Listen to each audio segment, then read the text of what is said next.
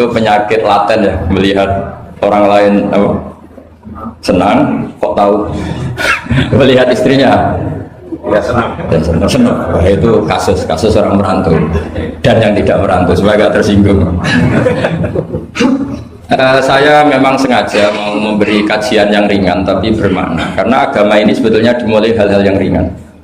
Nggak ada ceritanya filosofi agama itu berat, karena jubilatil ukul ala qabulil haqi. Semua ulama berpendapat akal itu dipaksa untuk menerima kebenaran.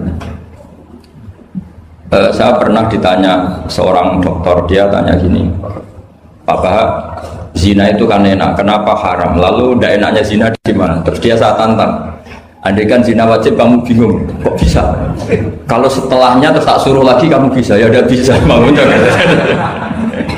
Akhirnya dia mikir iya ya, kalau wajib malah bingung, harus mengumpulkan uang untuk murder, dan kalau dia senang seseorang tidak harus kesampaian. Ya kan, kalau kamu senang seseorang kan tidak mesti dia senang kamu, kan repot kan? Kalau seneng tidak mesti dia seneng kamu, atau nggak seneng maunya dibayarkan repot. Mendingan diharamkan terus tidak usah, kan enak malah. Tidur di kamar happy santai, syukur-syukur itu terganti oleh sujud, oleh munajat, oleh kesenangan-kesenangan yang religi. Misalnya maling diharamkan ya enak. Kalau kita boleh maling malah digebuki orang malah repot. Barokahnya diharamkan tidak dapat pahala, tidak digebukin orang gitu. Sama, jadi perlu membuat argumentasi agama itu penting. Selama ini ada kesolehan amatir, itu yang sering saya kritik setiap saya ngaji, itu kesolehan apa? Amatir. Misalnya gini, kadang-kadang orang ngeluh gini, Islam itu repot, mau kebar gak boleh, mau bebas gak boleh, andai kan boleh semua kan enak. Pertanyaannya adalah, ketika boleh semua, apakah lembaga maksiat ini tidak ada aturan? Kan tetap ada aturan. Boleh pakai kalau bayar, itu aturan enggak? Aturan. Kalau yang cantik mahal kan aturan.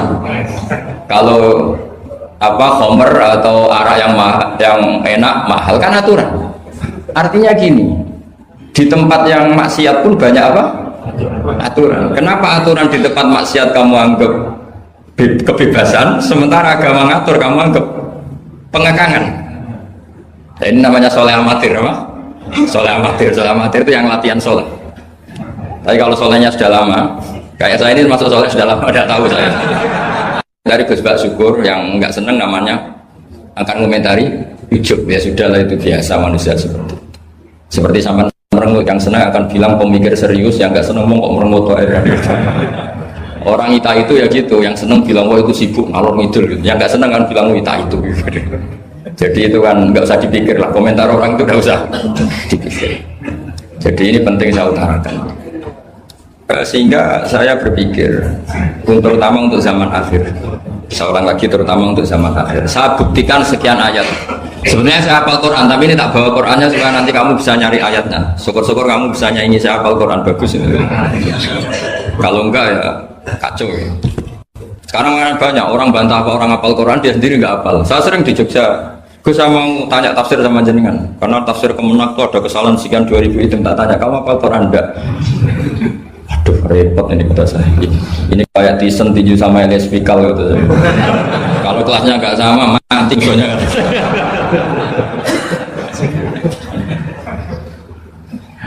Karena bukan karena ini keangkuhan, tapi proporsional apa? Proporsional. Saya cerita yang ringan-ringan saja, sebagaimana sanad saya dari guru-guru saya ila Rasulullah SAW. Agama itu dimulai dari kesenangan, happy, farah kalau dalam bahasa Arab al-farah. Ayatnya jelas, qul bi fadlillah wa bi rahmatihi fa bidzalika falyafrahu. Ingat Muhammad dengan fadl Allah, anugerah Allah dan rahmatnya, kemudian dengan itu kamu harus senang. Sehingga dengan senang kepada Allah dan Rasul itu nikmatnya Masya Allah. Andai kan senang itu bisa ditakar, orang yang sedang tahajud menangisi dosanya plus menangisi nasibnya kalau di perantauan ini.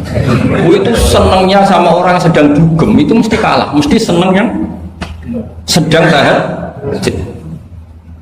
Karena orang-orang maksiat itu sebenarnya orang-orang susah. Kalau tidak susah gimana? Setelah itu semua ditanya senangnya di mana? Tidak tahu dia mabuk. Sementara senang kamu ingat betul tadi malam saya nangisi dosa-dosa saya, nangisi nasib saya, kemudian tenang karena kembali ke Allah, kembali ke Rasul. Itu luar biasa senangnya. Tapi masalahnya sekarang ibadah itu kayak ancaman.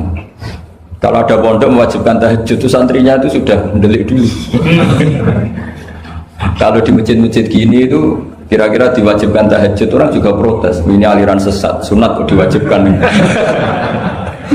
Jadi agama itu banyak keunikan, tapi yang jelas saya pastikan kamu harus senang. Kata Rasulullah SAW tadi, salasun mangkun nafihi wajata halawatal iman. Tiga hal ini, kalau tiga hal ini ada pada kamu, ada pada kita, pasti kita ini menemukan halawatal iman, manisnya iman. Yaitu satu, ayyakuna Allahu wa rasuluhu ahabba ilaihi mimma siwahuma. Bahwa Allah dan Rasul itu lebih Anda cintai ketimbang yang lain. Mencintai Allah itu nikmatnya, Masya Allah. Caranya gimana supaya kita istiqomah ibadah? Anggap hidup kamu itu sehari. Saya ini di Jawa, celok besar, tapi punya uang 200.000 itu ngira banyak sekali. Bukan banyak kok, banyak sekali. Karena saya ngitung hidup itu per hari. Karena aturannya orang soleh, sama tak ijazahi, pasti kamu nggak mau. Karena kamu pecinta won. Pasti tidak mau. Syarat sahnya orang soleh itu harus nganggap hidup itu hanya sehari. Hanya apa? Wa'mal li akhiratika ka'annaka tamutu ghadan. Beramallah untuk akhiratmu seakan-akan besok mati. Coba kamu yang di perantauan, bayangkan maksiat sampai 60 tahun ke depan kan berat. Sampai seminggu saja kira-kira berat kan. Tapi kalau bayangkan saya tidak akan maksiat semalam ini karena besok saya mati, sukses. Besok berpikir gitu lagi, saya tidak akan maksiat kan hanya sehari. Ternyata besok hidup lagi. Berpikir gitu lagi, tahu-tahu mati betulan setelah 60 tahun. Jadi itu apa ya, satu konsep dari Rasulullah supaya orang itu meninggalkan maksiat itu ringan karena bayangannya hidup banyak. Coba yang ahli maksiat itu diberitahu besok kamu mati, kira-kira malamnya maksiat enggak? Kamu maksiat itu karena bayangkan hidup masih lama. Makanya kata Quran, wahai orang-orang yang beriman, alam yakni lilladzina amanu an takhsha'a qulubuhum li dzikrillah wa ma nazala minal haq. Orang-orang iman itu sudah saatnya khusyuk. Kamu jangan seperti orang-orang dulu. Orang-orang dulu fatola alaihimul amatu faqasat qulubuhum. Orang itu menjadi wangkot, menjadi keras hatinya karena merasa hidupnya itu panjang. Ini penting, ini konsep-konsep yang ada di hadis sahih. Jadi tidak perlu kamu soal ini sahih apa enggak, tak pastikan sahih. Saya ini baca hadis lama sekali. Jadi yang nyoal harus imbang. Kalau enggak kayak Tyson dengan Elias Pikal. Supaya clear, supaya jelas. Saya sering ketemu para pemikir di Jogja dan berkali-kali saya bilang harusnya diskusi itu imbang. Ini bukan karena keangkuhan, tapi karena proper.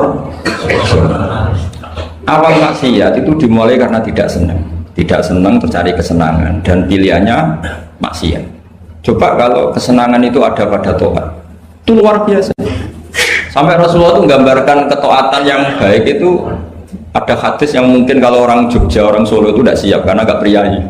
Nabi pernah ngendikan, wa fi buti ahadikum shadaqah. Kamu ngeloni istri kamu itu ya sedekah. Sahabat ya tanya, ayati ahaduna syahwatahu wa walahu ajrun. Yang benar aja ya Rasulullah, masa urusan seks, urusan biologis kemudian dia dapat apa? Pahala. Nabi jawabnya ringan saja, alaihi salawatu aha fi haramin akana alaihi wisrun. Kalau yang digauli itu istri orang atau yang enggak zaujahnya, enggak istrinya, apa dia ada dosa? Ya dosa ya Rasulullah. Fakadzalika kalau waktu ahfi halalin karena lagu ajrnya begitulah kalau dia kalau salah letak haram, kalau tepat sasaran ya halal. Segampang itu ibadah itu. Jadi ngumpulin istri ibadah, nimang anak ibadah, ngaji begini ibadah, meskipun enggak paham, enggak ada syaratnya paham. Yang menyenangkan dalam Islam kan gitu, ngaji itu udah harus paham. Yang penting datang, pura-pura paham, selesai. Bahkan saya pernah dibully oleh santri itu, ya agak kurang ajar santri itu. Ya santri gak jenengan-jenengan nih, santri tua-tua gitu. Itu Gus, jenengan sama saya nanti di surganya dulu saya. Kenapa? Karena kata Rasulullah SAW itu man salaka tariqan yaltamisu fihi ilman sahalallahu lahu tariqan ilal jannah. Orang yang mengambil jalan, yang mencari jalan, berjuang sekolah, nyari ilmu. Nyari yaltamisu itu maknanya nyari iltimas. Maka orang yang mencari ilmu itu sahalallahu lahu tariqan ilal jannah, akan dimudahkan jalan ke surga. Itu yang nyari loh Gus. Kalau sudah ketemu kayak jenengan enggak masuk hadis itu.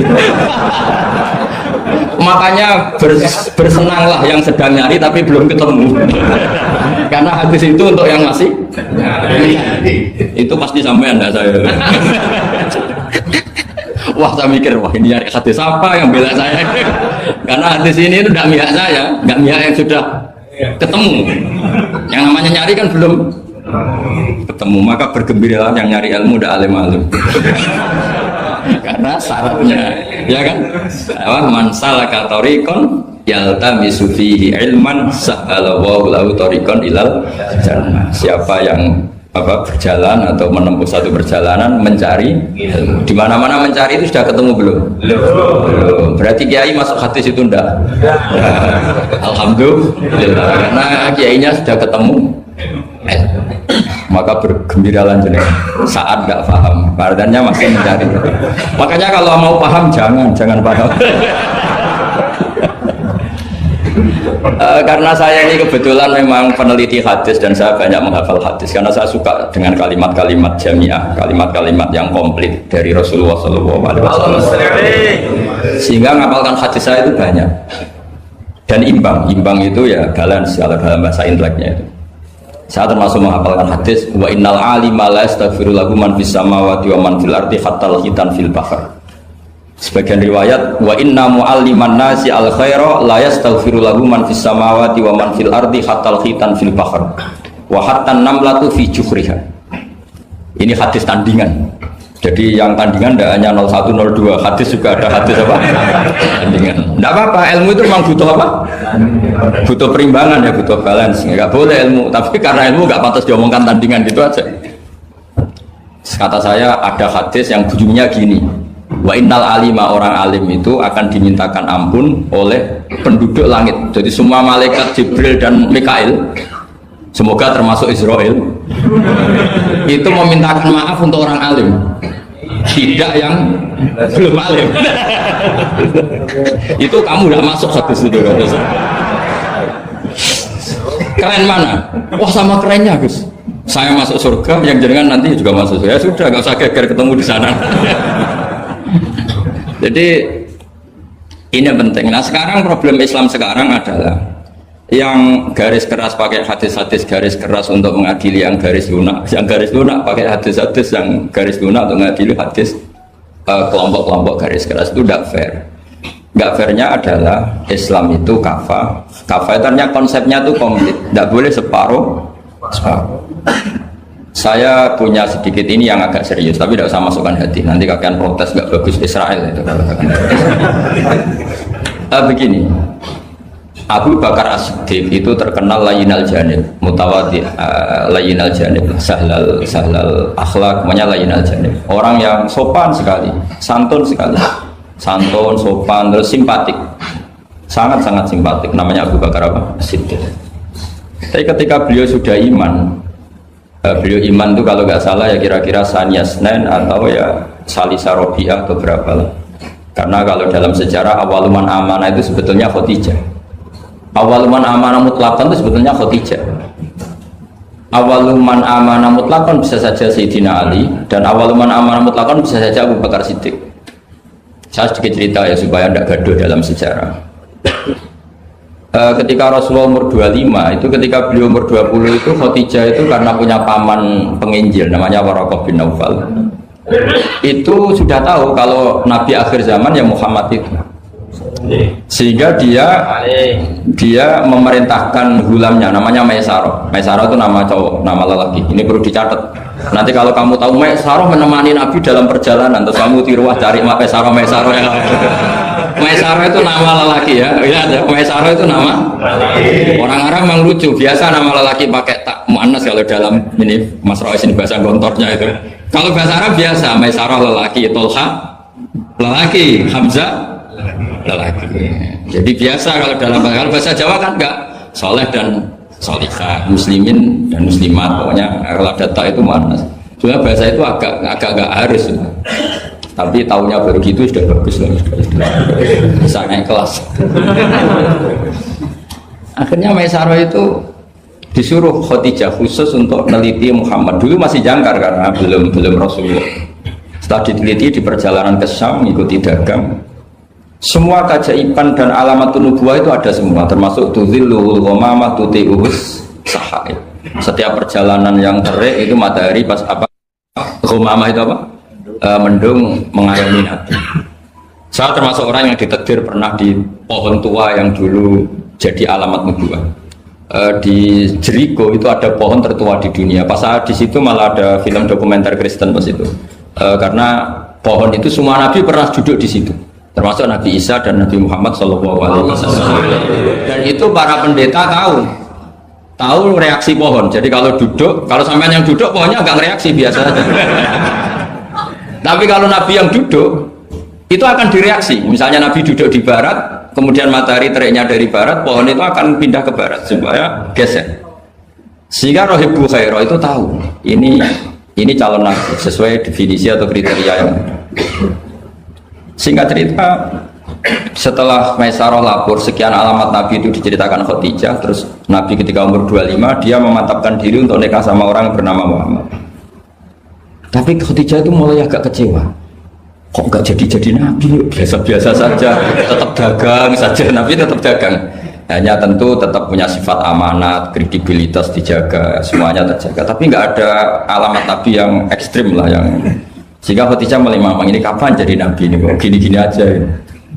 Nah, pas umur 40 itu Nabi ngalami yatahannas itu yata'abbad al-layali yadawatil abdad. Kalau dalam Sahih Muslim disebutkan fakana yatahannasu fil ghar wa huwa at-ta'abbud al-layali yadawatil abdad. Yang dikatakan tahannus adalah menyembah Allah di gua, menyepi, kemudian beberapa hari. Terus di hadis itu juga diterangkan wa yatazawwadu lidzalik. Perlu dicatat dulu tirakannya Nabi itu ya bawa bekal. Bukan terus kelaparan 3 hari nanti fata morgana yang dilihat. Jadi ini perlu dicatat. Kadang banyak orang tirakat gak makan 40 hari, gak makan 3 hari, itu malah bahaya. Karena yang dikatakan nur atau apa ternyata fata morgana karena lama dak makan. Jadi perlu dicatat di hadis itu jelas ada kalimat wa yatazawwadu lidzalik. Ya Nabi ya normal bawa bekal. Jadi tidak lapar-lapar amal. Tapi tidak satu nampan kayak makan di atas tadi ndak ya. Kalau itu makannya orang kelaparan itu. Ya tapi bagus lah, saking hormatnya sama kiai makannya banyak. Apa ngetes kiainya? Kalau banyak ada kiai ini. Motifnya apa enggak tahu. Motifnya enggak tahu, tapi husnudzon wajib. Panitia tenang saja, kiai itu wajib husnudzon. Harus baca ini ya Muhammad. Nabi begitu Pak. Sehingga ini penting sekali karena jarang orang mengungkapkan ini. Kenapa jarang mengungkapkan? Kemungkinan satu tidak tahu. Dua, karena kadang kiai itu ya manusia, Ustaz juga manusia. Kadang-kadang dengan tanda kutip itu ya pecundang. Dia ngomong yang dicintai pasar, itu yang saya sesalkan betul. Tidak ngomong yang dibutuhkan dalam khazanah Islam. Itu saya kecewa betul. Dan semoga mereka itu tobat. Enggak boleh seperti itu. Coba kita ini Islam mulai kecil, punya kiai mulai kecil. Kadang-kadang tidak pinter-pinter. Karena ayatnya itu terus sama. Kubu sebelah misalnya dalil ayat ini yang ini terus gitu aja. Kalau orang sunat diceritain Nabi Ibrahim sunat 80 tahun itu pakai palu, pakai apa itu kodum itu apa langganan ya. Kalau ada orang mati ya mesti kullu nafsin. Kalau ada orang nikah mesti faman rohibaan sunnati. Itu saja. Jadi umat ilmunya tidak tambah, ya sudah siapa saja yang nikah ya itu aja itu. Yang mati ya itu aja kullu nafsin. Karena ya pasarnya seperti itu. Buat sekali-kali ada orang mati itu bilang, ayo pesta. Karena orang dolim ini sudah mati. Ngurangi beban bumi. Ngurangi beban apa? Syukurilah kematian orang fasik ini. Itu nggak disangoni sama itu. Sudah ada disangoni dibenci keluarganya, ya enggak? Ya daripada gitu yang umum saja kullu nafsin maut. Kematian adalah mau itu kafa bil mauti wa itu cukup mati sebagai nasihat ya ikut pasaran saja karena itu yang menghasilkan pasar. Tapi resikonya itu ilmu itu tidak tambah apa? Tambah. Ini kritikan saya, semoga ini membantu ya supaya ustadz-ustadz itu kalau ngaji itu mikir yang dibutuhkan umat, jangan permintaan pasar, itu tidak bagus. Saya datang ke sini juga bukan karena undangan. Saya yang bilang saya tanpa diundang pun datang ke Korea karena saya ingin sujud di bumi ateis supaya nanti keren. Keren betul, sama itu keren betul, sujud di bumi. Oh itu pol kerennya tuh, hebat. Kalau sujud di Mekah, Medina, di Indonesia itu kan wajar. Ini sujud di bumi. Jadi kalau kamu ditanya, saksinya siapa kalau kamu sholat di Gonjong? Tahu ini yang seru yang apa? Enggak yang lain yang GG. Gonjong semua. Sama lagi. Itu malaikat mesti itu apa itu? Parah lagi kalau ditanya, sujudnya di mana? Di kamar mandi. Karena kalau pas kerja kan hanya dikasih waktu berapa? 5 menit dan itu pura-pura di kamar mandi. Keren nggak?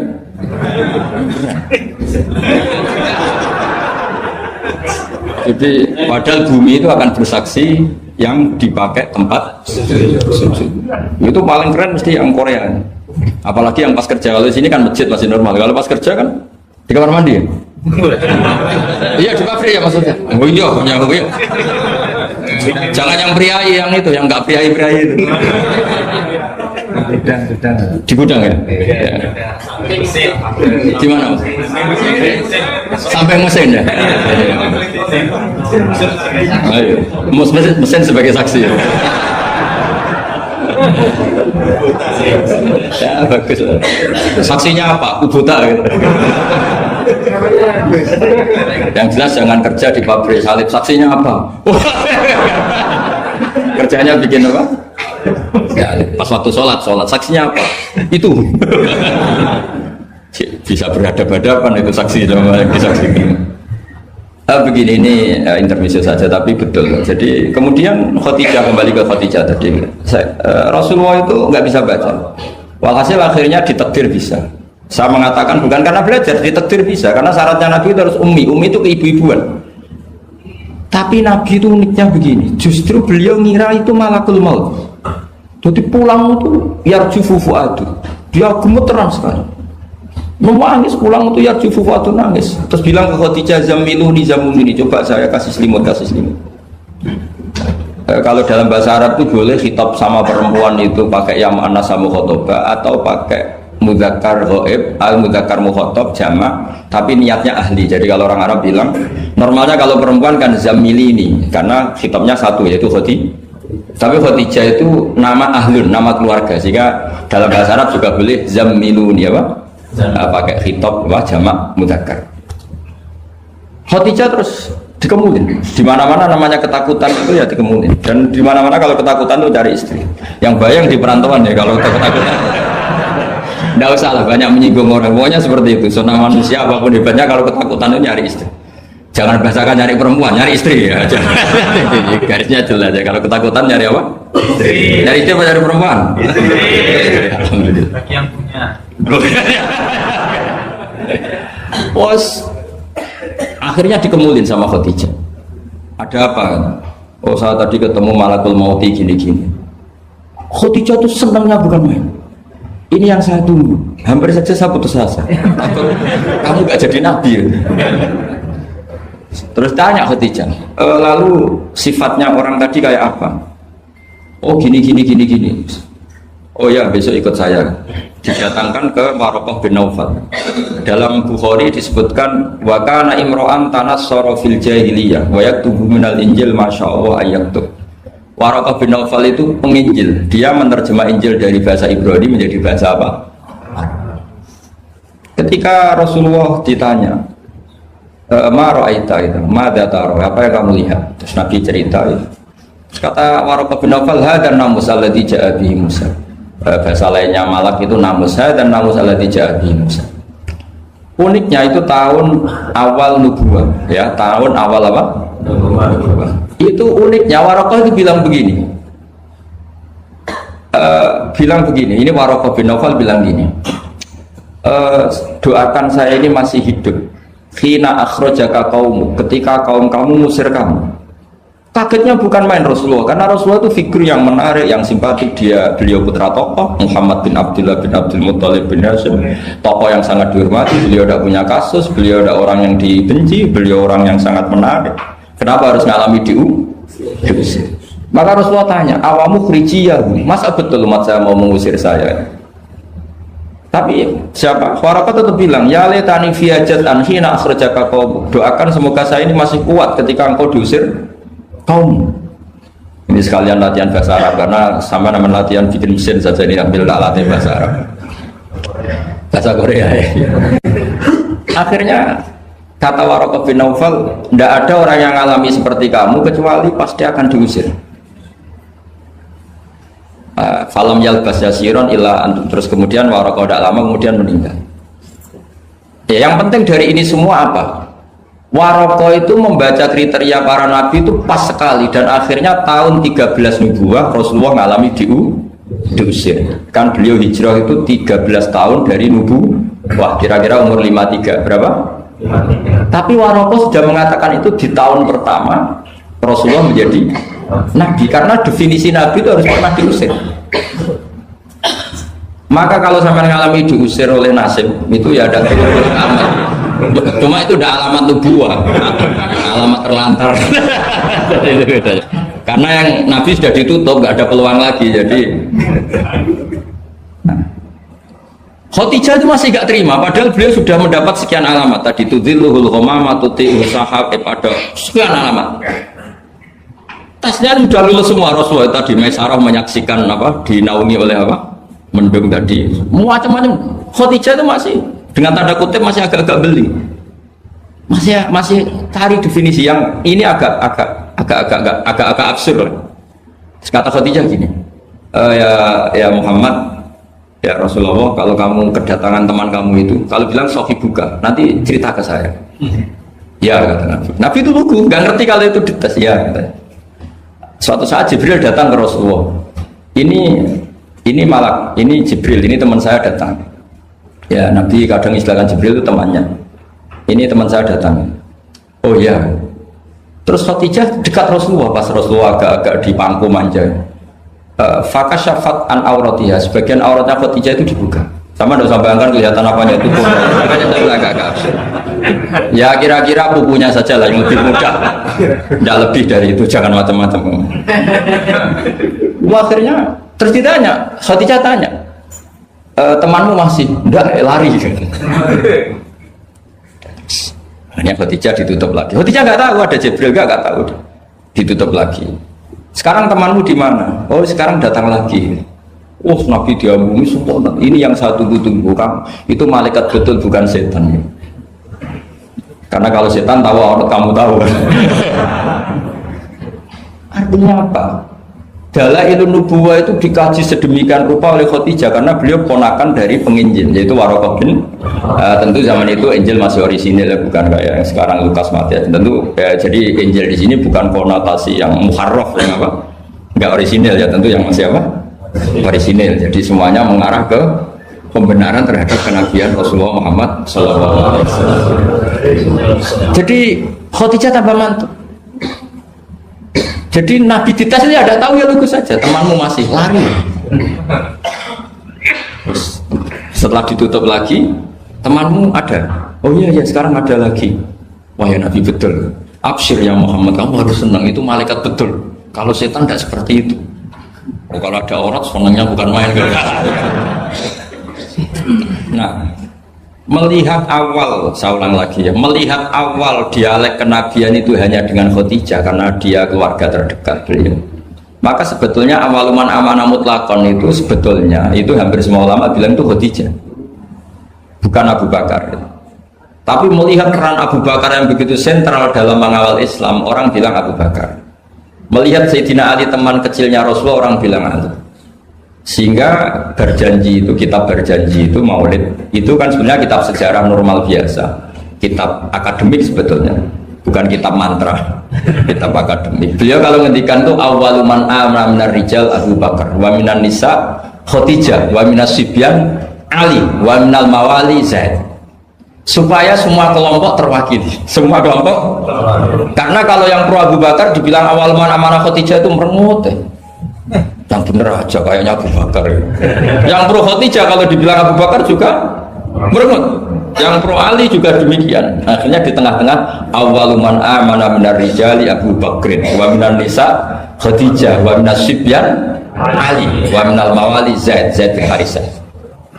Pertama orang iman dari golongan lelaki tua, rijal lelaki tua, lelaki berumur itu Abu Bakar, dari perempuan Khadijah, dari anak kecil Ali, dari mawali budak dimerdekakan.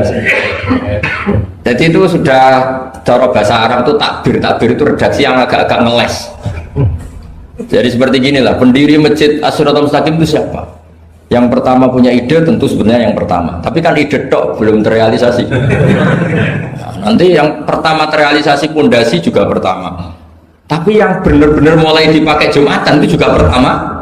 Lagi-lagi supaya agak sensitif kita ini harus minta semua, mau udah mau kan kita harus ngomong awaluman bana hadal masjid si'ah, tapi dulu belum ada ya bana ide. Wa awaluman misalnya pembalataan batu pertama waktu al-hijarah awalan ini, wa awaluman sing jadi imam ya ummu hadal masjid fil jum'ah ini lah yang sampean wa awaluman ngerameni ibu masjid. Sudah gak apa-apa, sementing awaluman apa masuk kategori awal. Nah ini penting saya terangkan. Kembali ke Abu Bakar. Abu Bakar itu layyinal janib, orang yang sopan. Dan itu bagus, tentu sopan itu bagus, layyinal janib bagus. Tapi masalahnya Rasulullah itu dikepung preman-preman yang ganas, yaitu Abu Lahab, Abu Jahal, Walid bin Mughirah, Wa'il bin semuanya preman yang ganas. Bukan sekedar kafir tapi ganas terhadap umat Islam. Mereka penyiksa-penyiksa ulung, termasuk akhirnya ada yang mati syahid, awalul syahidin fil Islam, yaitu Ammar bin Yasir. Tapi yang bapaknya bukan Ammarnya, siapa? Yasirnya, sama istrinya namanya Sumayyah. Makanya saya tadi ngaji di masjid Ammar bin Yasir itu ngaji yang paling gak guyon, karena masjid itu didesain untuk mengenang Ammar bin Yasir. Sumayyah disiksa sampai mati, ya Yasir juga gitu, sampai Rasulullah ngendikan sobron ala Yasir inna mu'idakum al jannah, sudah kamu sabar, kamu pasti nanti masuk surga. Bilal disiksa, tapi Bilal akhirnya aman karena menangi, diselamatkan Abu Bakar, bahkan menangi futuhat ya, beliau menangi apa? Fatwa apa? Saya pernah ziarah ke makam Bilal. Akhirnya apa Rasulullah? Ini kalau gini terus anak Islam orang-orang sopan kok repot. Beliau pas jalan-jalan ngerti Umar itu kalau ingin sarapan atau ingin punya uang, kalau ingin punya bon itu harus tarung. Dan dia petarung yang dulu. Jadi kalau tarung itu menangan, ya uangnya banyak. Barokahnya kalau tarung apa? Menangan dari gulat. Akhirnya Nabi mikir, wah kalau yang Islam gini ini cocok. Karena kalau yang sopan-sopan ini kayaknya repot. Kalau asal Nabi spontan tuh, Allahumma izzal Islam bi Umar. Ya Allah, muliakan Islam ini dengan Umar. Gak tahu apa bisa diganti Aizal Islam di Banser, gak tahu saya. Karena kalau Banser sopan ya aneh, Banser kok sopan, nggak jadi aneh. Atau pemuda Muhammadiyah kalau sopan nggak jadi aneh. Masa pengawal kok sopan? Monggo nak badhe santai. Ya nggak pantas, sterilkan dulu. Pas pamret sopan, Pak Jokowi tidak jadi pidato karena yang salaman apa? Banyak, yang minta buku banyak. Singkat cerita, betul. Karena Nabi yang berdoa itu di sebagian tarikh menyebut doanya Senin, Kamis sudah masuk Islam, hanya Senin, Selasa, Rabu, Kamis. Kalau kamu ya 30 tahun lah mungkin. Itu saja tidak mesti ya, Pak. Akhirnya Umar itu Islam. Islamnya juga unik. Dia mau mencari Muhammad, masih jangkar, kalau manggil masih jangkar, belum Rasulullah.